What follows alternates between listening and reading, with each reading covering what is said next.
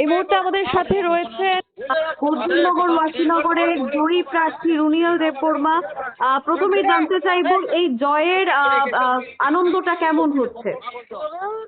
আনন্দ তো সব শান্তি ভাবেই চলছে এবং এই জয়টা বুবাগরার জয়, এই জয়টা ত্রিপ্রাসাদ থানসার জয় এবং ত্রিপ্রামতা পার্টির জয় এবং সমগ্র আমরা ত্রিপ্রাসাদের জয়, এটাই বলতে চাই।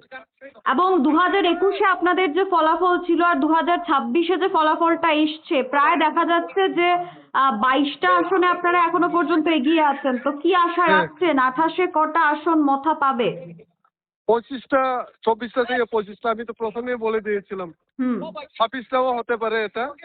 আর আমাদের সব জায়গায়, সব এডিসি কনস্টিটুয়েন্সিতে এবার 2021 থেকে ভোট অনেক ইনক্রিজ হয়েছে, ভোট পার্সেন্টেজ। এটাই। কি মনে করেন এই যে মানুষ ভরসা করেছে মথাকে, তার পেছনে কারণটা কি? আমাদের ত্রিপ্রাসাদ থানসার শক্তি, একতার শক্তি। কি বার্তা রাখতে চাইবেন মানুষের কাছে? তার কারণ বেশ কিছু ঘটনা আমরা দেখেছি যেখানে বেশ কিছু বিশৃঙ্খলা সৃষ্টি করার চেষ্টা করা হয়েছে। তো কি বার্তা রাখবেন?